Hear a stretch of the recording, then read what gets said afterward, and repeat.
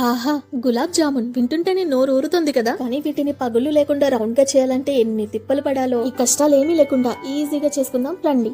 మీకు నచ్చిన brand instant gulab jamun powder ఒక బౌల్లోకి తీసుకుని కొంచెం కొంచెంగా పాలు కలుపుకుంటూ చపాతీ పిండిలా కలుపుకొని ఒక 5 minutes మూత పెట్టి పక్కన పెట్టుకోవాలి. రెడీ అయిన పిండి ముద్దని 2 భాగాలుగా చేసుకుని ఒక్కొక్క భాగాన్ని చపాతీలాగా 1/2 inch మందానికి ఒత్తుకోండి. ఆ తర్వాత మీకు నచ్చిన షేప్ తో వీడియోలో చూపించిన విధంగా పిండినంతా కట్ చేసుకుని పక్కన పెట్టుకోండి. తర్వాత పాన్ లో డీప్ ఫ్రై కి సరిపడా ఆయిల్ వేసుకొని కట్ చేసి పెట్టుకున్న జామున్స్ అన్ని ఒక్కొక్కటిగా వేసుకుని గోల్డెన్ బ్రౌన్ కలర్ వచ్చేంత లో ఫ్లేమ్ లో వేయించుకొని పక్కన పెట్టుకోవాలి. ఆ తర్వాత షుగర్ సిరప్ కోసం 2 cups షుగర్ కి 3 cups వాటర్ అండ్ 2 యాలకులు వేసుకొని షుగర్ సిరప్ కొంచెం లైట్ గా చేతికి జిగురుగా అంటుకునేంత వరకు పాకం పట్టుకోవాలి. ఇప్పుడు వేయించిన గులాబ్ జామున్ ని పాకంలో వేసి ఒక 20 minutes వరకు వదిలేయాలి. ఆ తర్వాత ఇంకేముంది, డెలీషియస్ గులాబ్ జామున్ తినడానికి రెడీగా ఉన్నాయి. ఫైనలీ ఈ రెసిపీ రివ్యూ విషయానికి వస్తే గులాబ్ జామున్ కదా, ది బెస్ట్ స్వీట్ డెజర్ట్ ఎవరు చేసినా ఎక్సలెంట్ గానే ఉంటుంది.